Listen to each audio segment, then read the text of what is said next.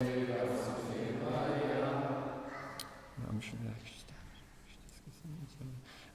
from Srimad Bhagavatam, Canto 4, Chapter 5, entitled Frustration of the Sacrifice of Daksha, and Krishna Chandra has requested that we read a little bit from Leelamrita each day.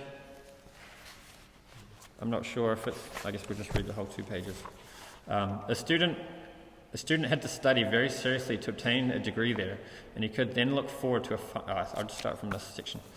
Gaur Mohan watched his son with concern. He saw Abai not as one of the hundreds of millions of instruments meant to change India's political destiny, but as his pet son.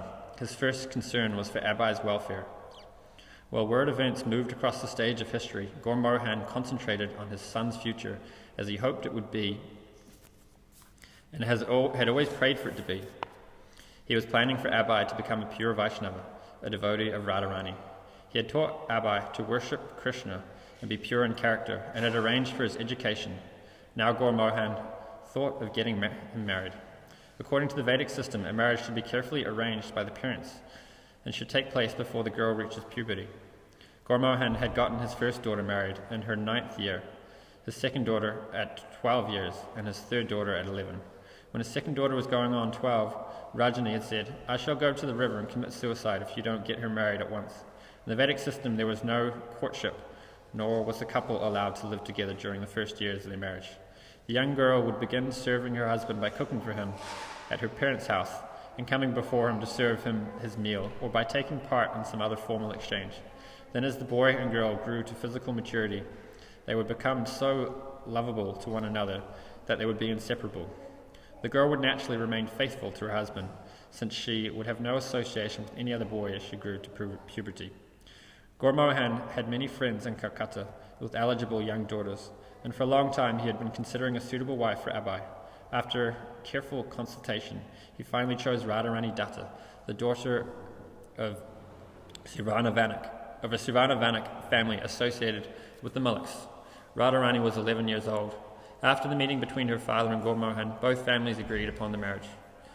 Although Abai was a third-year college student with no income, it was not uncommon for a student to marry, and he would have no immediate financial responsibilities. Abai didn't appreciate his father's choice of a wife. He had thought of marrying another girl.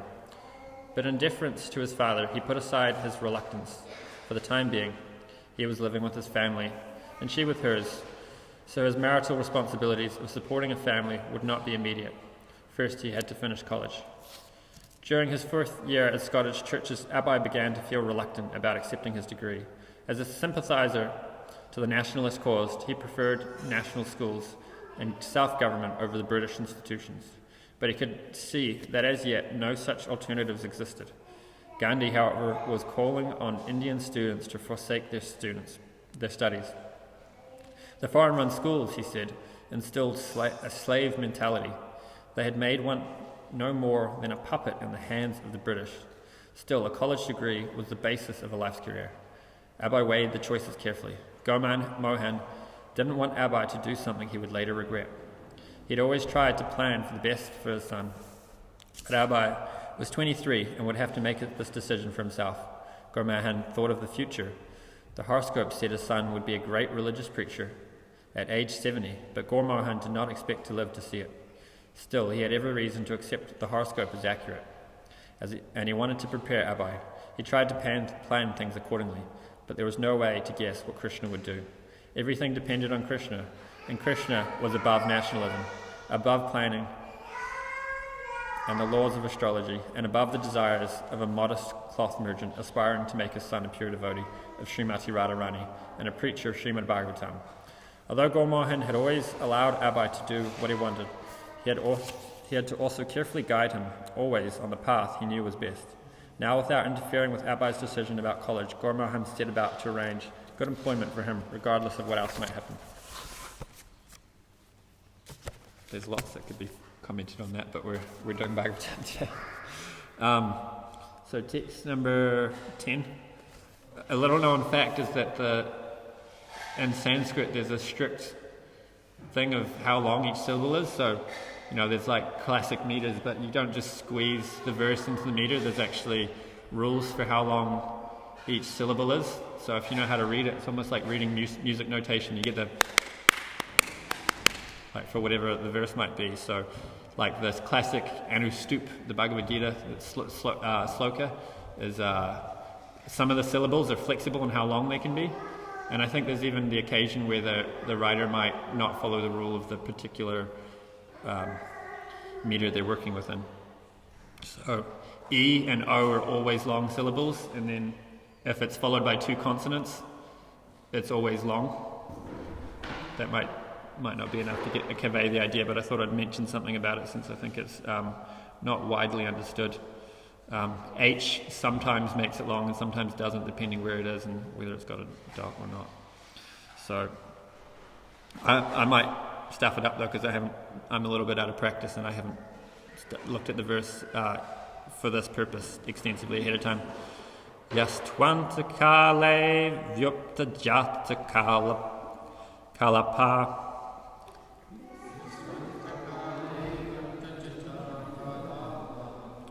Swasu yasuchyar pitadiga jendraha.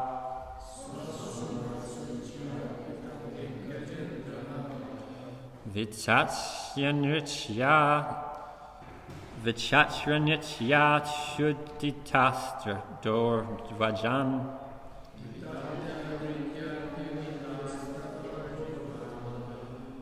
Uchatahasa stanayit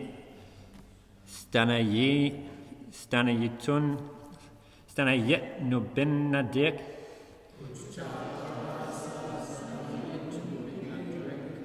Yastvanta kale vyupta jata kalapa.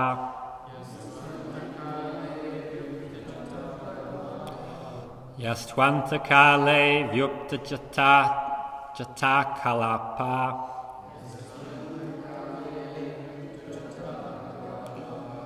Swashu yasuchyar pitadiga jendraha.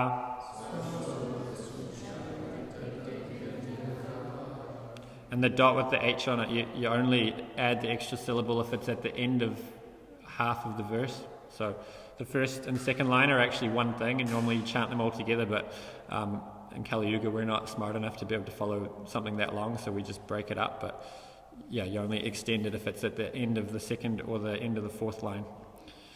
Vitachanrit yats yudadish. Vitatyanrityat studadishtador dvajan.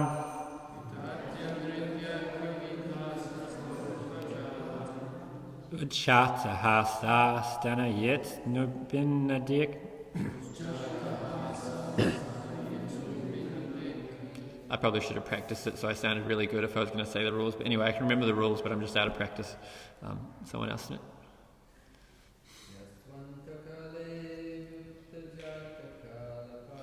Yastvanta kale vyupta jata kalapa.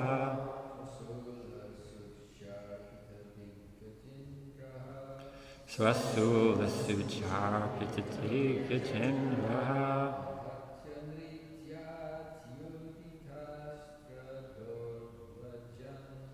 Vichachanityat yudhishthador dvajan.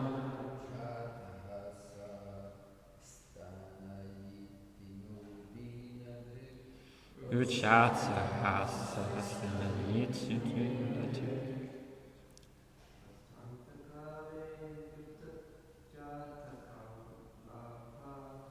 Yastvanta kale vyupta jata kalapa.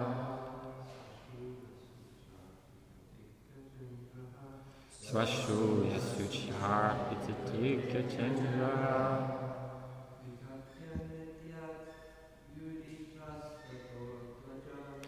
Vichachanityat yudhishthador dvajan.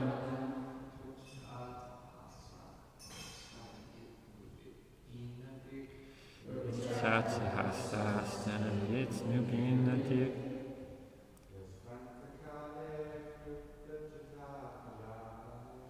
Yastvanta kale vyupta jata kalapa. Swashu yasuchar pitadiga jendraha.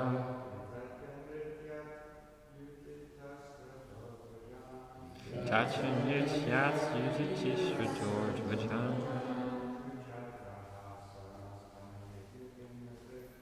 Vichata Hasas and Nichin Binati.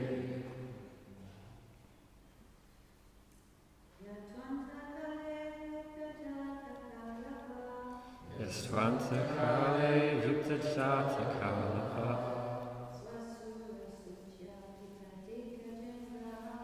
Swasuja Suchar Pitadika Jindraha.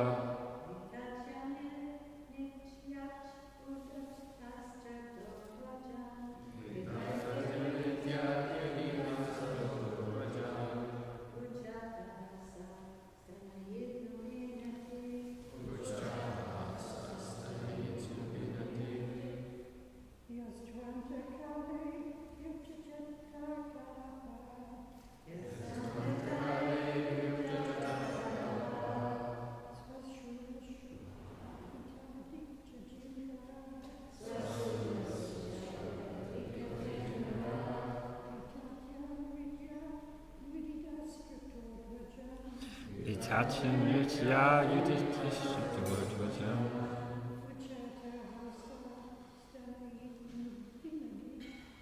Chata Hasas and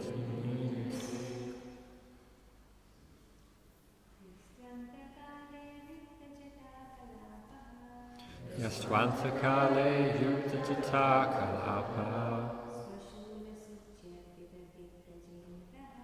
Swashula Suchar Pitadika Drendraha. Vitachin Vichats Yudatish George Vajan. Uchata Hasas and a Yitn Binati. Yaha. Who? Lord Shiva. To. But Antakale, at the time of dissolution, Vyupta, having scattered, Jata Kalapaha, his bunch of hair, Swashulya, his own trident, Suchi, on the points, Arpita, pierced, Dik Gajendraha, the rulers of the different directions, Vitatya, scattering, Nrityati, dances, Udita, upraised, Astra, weapons, Doho, hands, Dwajan, flags, Ucha, loud, Atahasa, laughing, Stanayitnu, by the thundering sound, Bina, divided, Dik, the directions. Translation. At this time of dissolution, Lord Shiva's hair is scattered, and he pierces the rulers of the different directions with his trident. He laughs and dances proudly, scattering their hands like flags, as thunder scatters the clouds all over the world. Purport. Prasitu, who appreciated the power and strength of her son-in-law, Lord Shiva, is describing what he does at the time of dissolution. This description indicates that the strength of Lord Shiva is so great that Daksha's power could not be set in comparison to it. At the time of dissolution, Lord Shiva, with his trident in hand, dances over the rulers of the different planets, and his hair is scattered just as the clouds are scattered over all directions in order to plunge the different planets into incessant torrents of rain. In the last phase of dissolution, all the planets become inundated with water, and the inundation is caused by the dancing of Lord Shiva. This dance is called the Pralaya dance, or dance of dissolution. Prasuti could understand that the dangers ahead resulted not only from Daksha's having neglected her daughter, but also because of his neglecting the prestige and honour of Lord Shiva. Amagana Timranda Shag and Hanjana Shlaka Chakshuan Militam Yena Tasma Shri Guru Vainama Narayanam Namaskacham Dharam Shaiva Narotaram Devam Saraswatam Yasam Taturjayam Nudirayat Sri Chaitanya Manobishtam Shapitam Yena Bhutale Swayam Rupakadamidam Zati Swapadantikam Sri Krishna Chaitanya Prabhu Nityananda Sri Advaita Gadadhara Sri Vasari Gaura Bhaktivinoda Hare Krishna Krishna Krishna Hare Hare Hare Rama Rama Rama Hare Hare. So I want to ask for the blessings of the assembled Vaishnavas that I can say something pleasing and beneficial. It's been a long time since I've given class in the temple. I've been mainly focused on my philosophy of religion outreach project on YouTube, and also there's so many more qualified than I speakers to give class. So here we're reading of the pastime of Daksha offending Shiva, and now we're at the point where Shiva's angry. Sati has just given up her body. Of course, we understand suicide's not bona fide, but Sati is not committing suicide the way you or I would. For us, we have a particular sentence, you could say, in one sense, in a given body, and we're meant to live that out in order to suffer and enjoy certain karma and learn certain lessons. And if we give up our body prematurely, then we'll just have to come back again and do it over again, or there'll be some other punishment, because actually the body doesn't belong to us, it belongs to God. So if we harm the body, it's an offense. Killing our own body is still a kind of murder. It's not like it's our own, so we can take it. But Sati, she's an eternal consort of Lord Shiva. She's got a special category, and she doesn't have a sentence in one body. So she's, that body was given to her by Daksha. Daksha has offended her, so she wants to give up everything that has any connection to the person who's offended her. But particularly she's upset because of the offense to Shiva, not so much herself. So she gives up the body and then takes a new body. It's not a big deal for somebody like that. For us, it would be a big deal. And then now Shiva's found out what's happened, and he's angry. Now it's personal, and he's also not upset on his own behalf because he was offended. He was offended well before that, and he wasn't bothered.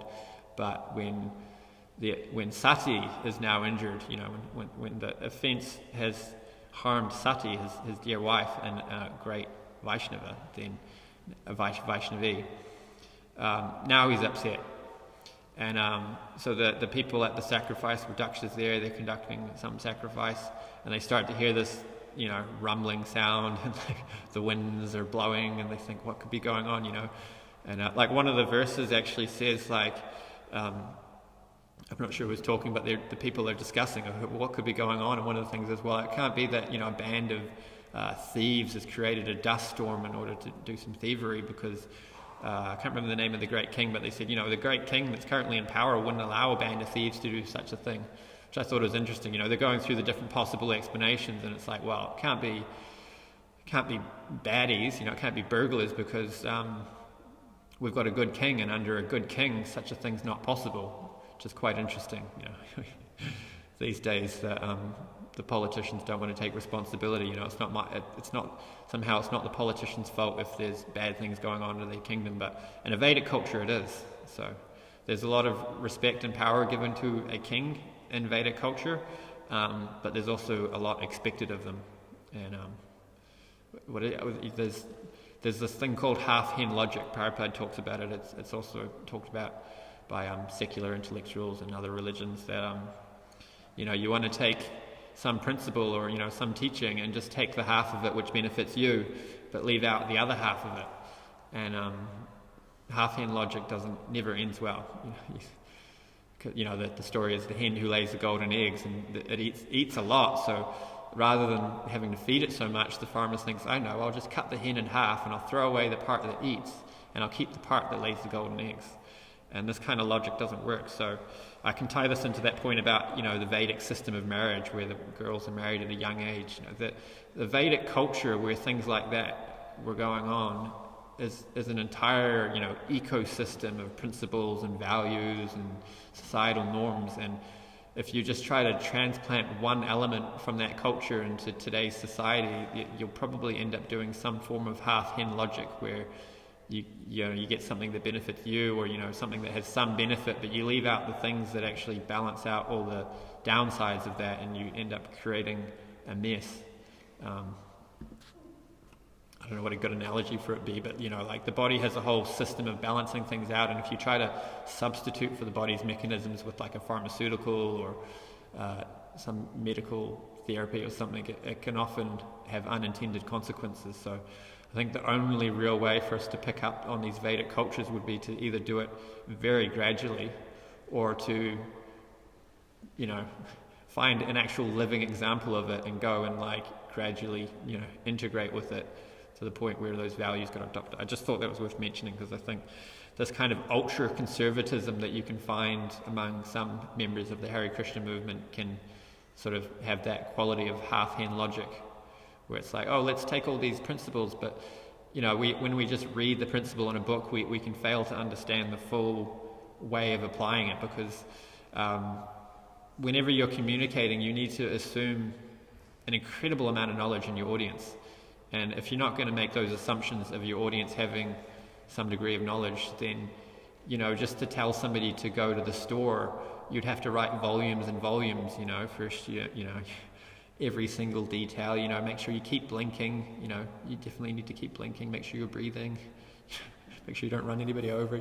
But because we can assume a degree of knowledge, we can just give an instruction like, oh, we've run out of rice, go pick up some rice for the deities, and the person will understand, don't steal it, pay for it, all these sorts of things. So similarly, when we're trying to, it's called, Christians call it scriptural exegesis, and with the term hermeneutics also refers to this. When we're trying to understand the instructions of the Acharya or the statements in the Bhagavatam and so on, we need to understand that we may be lacking some knowledge which was assumed by the author, and have a little bit of humility rather than just thinking, oh, I know what's meant here, and then have some ultra-conservative application which, when we try to apply it, actually creates deleterious effects. There's another statement, what is it, phalena parachiyate, you measure something by the fruit. So we can also understand if our ultra-conservatism isn't working, if we're setting up all these marriages according to what we think is the Vedic system, and they're not working out so well, or whatever principle it is we might be applying, there should be some empiricism to it. Empiricism means seeing what the result is. So there's, in modern secular thought, there's a tension between empiricism and rationalism. Of course, we go beyond that, and we take shabda, which is instruction from this, and realization in the heart from chanting, and there's a heart element there, but there's something to be said about rationalism and empiricism. So the rationalism is sort of like logic, just like sitting in your armchair and figuring it all out. So if science was rationalism, it would be a bit more like Aristotle and some of the Greek thinkers who didn't actually go out and look at the world. They just thought, oh, the world must be this way.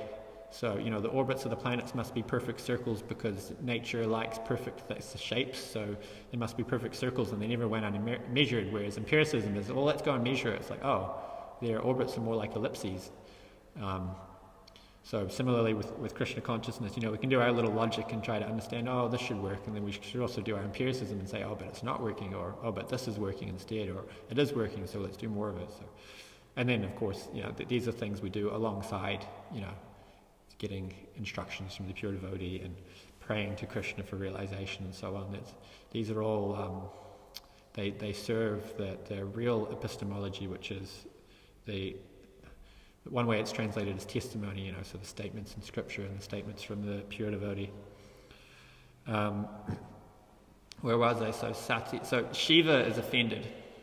Oh yeah, so they were ruling out the different possible things. So yeah, I was talking about how the king, half-hen logic, the king was expected, a lot was expected of him. So we might hear it and think, oh, that wouldn't work, you can't give that much power to a king. No, but of course we can't find anybody qualified, but the thing is, being a king back then wasn't, it wasn't like you'd want to be the king unless it was like every part of your being wanted to care for all of, your kingdom.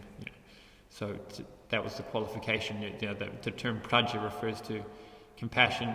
Take that the king had had to take responsibility for the welfare of everything which had taken birth in the kingdom. This word praja is all-inclusive, regardless of race or species or insect, whatever body someone might have.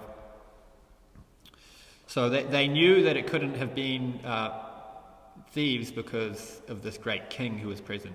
So they went through the different things, and then, they knew Shiva was offended. So now Prasuti is getting to saying, well, Shiva is really powerful. So this verse is here explaining the power of Shiva, that at the time of dissolution, with his hair scattered, he pierces the rulers of the different directions with his trident. He laughs and dances proudly, scattering their hands like flags, as thunder scatters the clouds all over the world. I can't help but think this point about scattering their hands like flags can't be something which in Sanskrit is quite poetic and maybe has like some double meanings, but in English it's like scattering hands, scattering hands like flags. I think there might be something lost in translation there.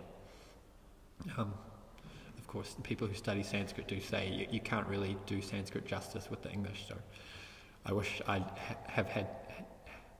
had time to study Sanskrit. I tried a little bit, but as a Grihastha, it's too difficult to find time for so many things like that. But certainly there's great benefit in studying the Sanskrit, and we're very fortunate to have many great Vaishnavas and Vaishnavis who are taking the time to study Sanskrit.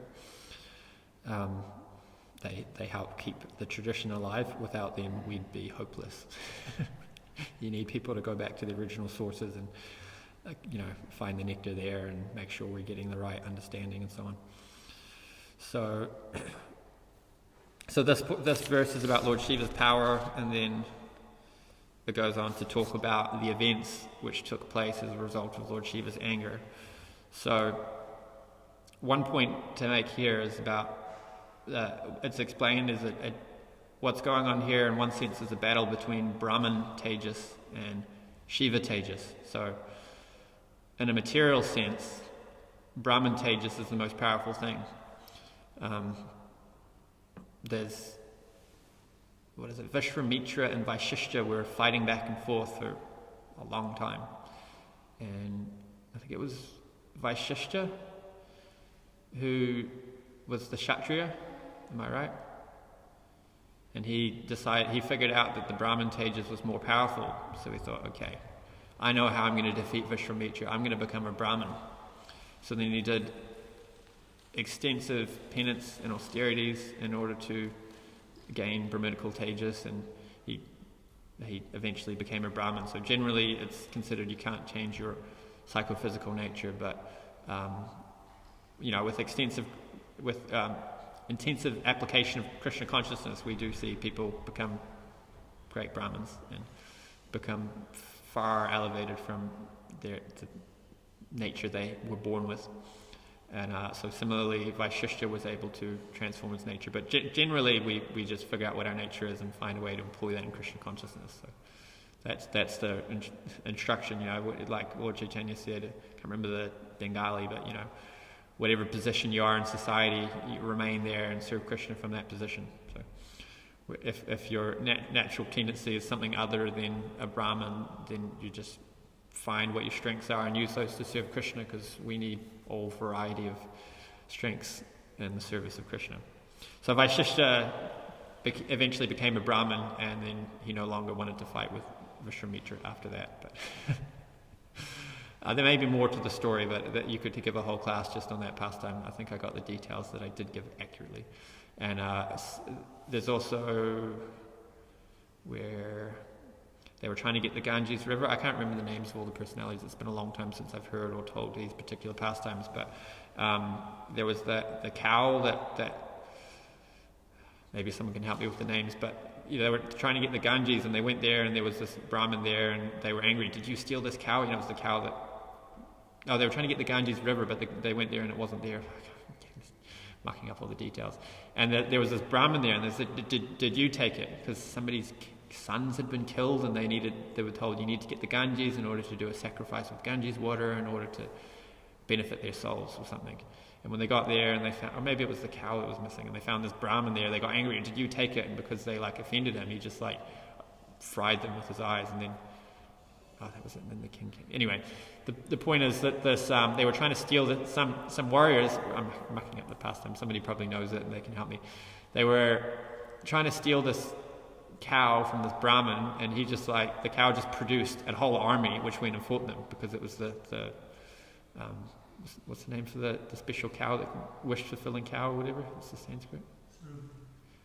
Sarabi cow, yeah, Sarabi cow, and any not just milk could come out, anything could come out. So a whole army comes out of the cow and starts fighting with these warriors, and the Brahmin is just chilling, he doesn't have to fight at all. He's just that's so. The point I'm making is just giving a few pastimes to show the power. Brahmin Tejas is more powerful than Kshatriya, than warfare and so on. And but then Shiva Tejas is more powerful than that. Lord Brahma's angry. He just pulls out one piece of hair, throws it on the ground. This great demon comes and starts chasing after him. The demon gets Daksha. He's trying to figure out how to. He's trying to cut his head off and he can't do it. Eventually he finds this thing they were using for the animal sacrifice and uses that, chops his head off, and then later he's given a goat head. And a goat head was suitable for his the way he'd been acting. So he gets some karma. So that's a little bit of background on the pastime. So one question we could ask, I don't have a ready answer for it, but okay, so the point here is made, Prasuti could understand that the dangers ahead resulted not only from Daksha's having neglected her daughter, but also because of his neglecting the prestige and honor of Lord Shiva.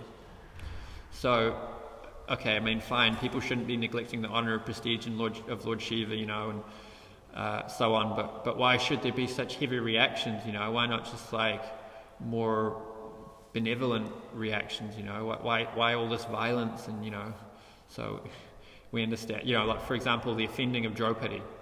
It's said that when they attempted to disrobe Draupadi in that assembly hall, that this brought about the destruction of the Kuru dynasty, because when you offend a chaste lady, you bring about your own destruction.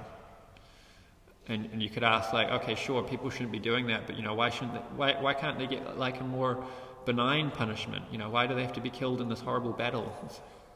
I'm just putting that out there as a question. Maybe the obvious answer is, there just should be certain consequences for things, or maybe the answer is those consequences are the very thing which will rectify their mentality, and nothing else will do it. So it's the problem, the logical problem of evil is answered by saying, it's logically possible that the suffering in the world is the minimum amount necessary to bring about a greater good. So if all God is doing is giving the minimum amount of suffering or punishment necessary to bring about a greater good and no more, then God is benevolent. God is omnibenevolent. So that, analogy Sridhananda Goswami uses is you go to a dentist, and if they're just I've never tried this before, I learned it in dental school, you don't really need it, but I just wanted to try it on somebody, and it causes you suffering, that's evil. But, if they give you whatever anesthetics they can, or, analgesics they can to reduce the pain, and they just do the minimum amount of invasive work necessary to improve your dental health, then even though there's some suffering involved, the dentist is benevolent. So perhaps this is what's going on with the reactions you get for offending a great devotee or a chaste lady. One related pastime, maybe event, you could say.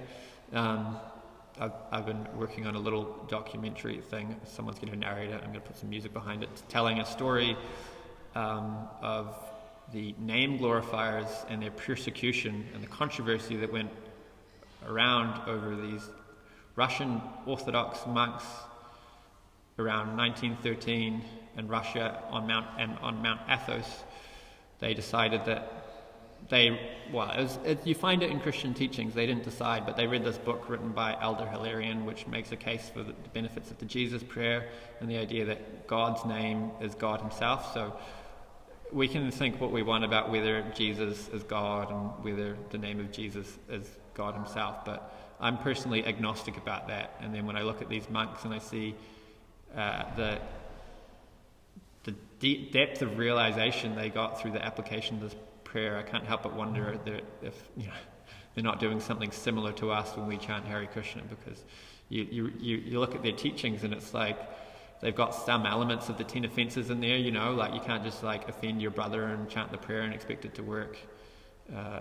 You need to go and ask forgiveness and make things right with your brother. And they also say it's not that it's almost like what you could say is like there's no hard and fast rules for chanting. So there's a lot of similarities there.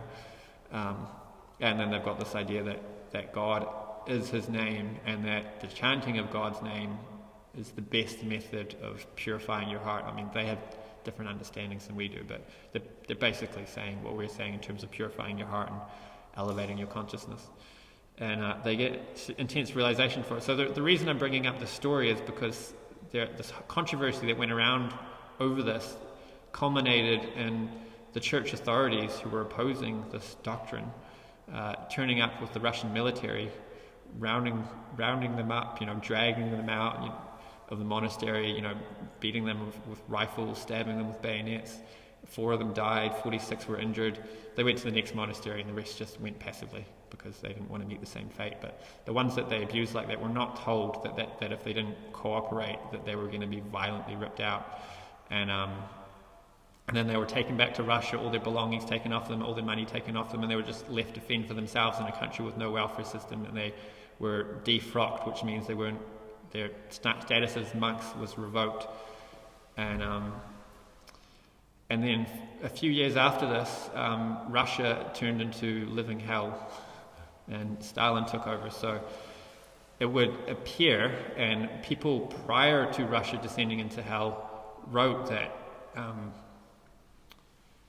could pull up a quote, but there was one of the guy who wrote the book, nobody actually went to him to argue with him about the book. None of the church authorities actually came and said, tell us why you believe this and let's have some pushback. They were mostly misrepresenting his views and calling heretical views that Hilarion, who wrote the book, would also call heretical. And so he was quite upset that nobody came to talk to him. And he wrote, the behavior of the church authorities is a sign of the descent of the Antichrist and bad things are to come. So he wrote this in 1915 or maybe 16, and then the Soviet Revolution took place in 1917, and by 1923 it was full-on communism. And another one wrote, Father Anthony, who was a big defender and was leading the defense of the divination of the holy name, wrote that this mistreatment of these monks and this abuse, this is and judging the name of God like this will bring the wrath of God on the nation. So the reason I'm saying this is because, one, it's related to this idea that here it is neglecting the prestige and honor of Lord Shiva, but offending Draupadi, offending a Vaishnava. So these people were holy men, and they were treated with terribly. The holy men living in a temple. I mean, there's a bit more to the story. There's a bit of antagonism that went back and forth that escalated to that point. It wasn't that they ripped out they violently deposed of their temple the abbot of the monastery, who was very discriminating towards them. So there was a bit of antagonism back and forth, but the point is, these statements that I just quoted, they were made prior to, it wasn't that it's retrospectively this must have caused that. They were saying this before Stalin took over and took rule. The other interesting thing from the story is that authorities that were persecuting these monks, they were really concerned about doctrine when they were the ones doing the persecuting. But when everything turned around and they were the ones being persecuted, many of them no longer cared about doctrine, and they just said whatever Stalin wanted them to say. So, not that I criticize them for saying what Stalin wanted them to say, because I don't know what I would do in that situation. I just find it interesting that the defenders of the holy name cared staunchly. They stood up for their beliefs in the face of a lot of adversity, but the people opposing them didn't seem to do that when they were the ones being persecuted.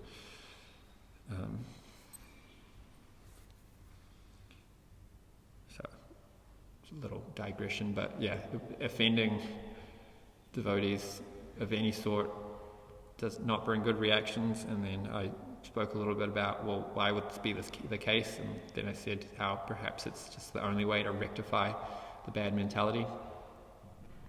And so I might wrap it up there. Any comments or questions?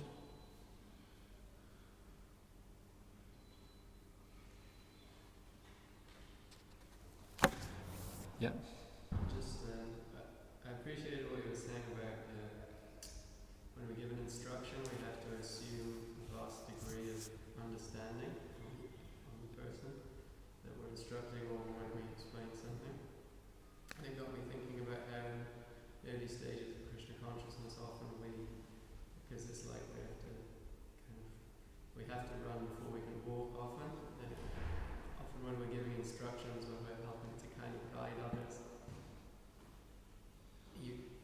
the people giving the instructions assume that the person being instructed knows more than they actually do, and as a result of that, then they don't necessarily perform the task properly, or things like that happen. It just got me thinking about that in relation to what you said. Yeah, there's something called the curse of knowledge, which is when you know a lot, you become completely oblivious to the fact that some people don't know what you know. So when you go to explain something, it's unintelligible to many people because you've just forgotten to explain things that you just assume they know. So that's why there's a scholar, and then a popularizer or an educator, and a manager. I'm mentioning the third one, even though it's unrelated because it ties into another point. So generally the scholar and the popularizer are not the same person. And it's even more rarely that the scholar, the popularizer, and the manager will be the same person. But in exceptional cases like Srila Prabhupada and Jiva Goswami, the scholar, the popularizer, and the manager are all the same person, and they're expert at all three. So, Jiva Goswami had unbelievable amounts of knowledge. I think he wrote more than all of the other Goswamis combined, and by a long margin. And he's to this day, even by secular Indian scholars, considered to be one of the greatest Indian scholars of his time. And but he was able to communicate with, the Sad Goswami asked him, Dira, Jana, Priya, Karo, that the 6 Goswamis were dear both to the ruffians and to the word used in the translation, to the educated, cultured. What's the word used in the translation? To gentle. Right. So it can be tough to, be really immersed in, knowing all the intricacies of something while simultaneously knowing how to communicate it to a lay audience. And in rare cases you find someone who can, such as Srila Prabhupada and so on. But generally you'll have a scholar, and then you'll have people that understand. They're sort of halfway between, like a scholar and someone right at the bottom, they can't communicate, but you'll have tiers of people in between. And everyone can communicate with the person above them and below them. So if all the classes of intelligence are communicating, then everyone will get the message in an understandable way. Any other points or questions?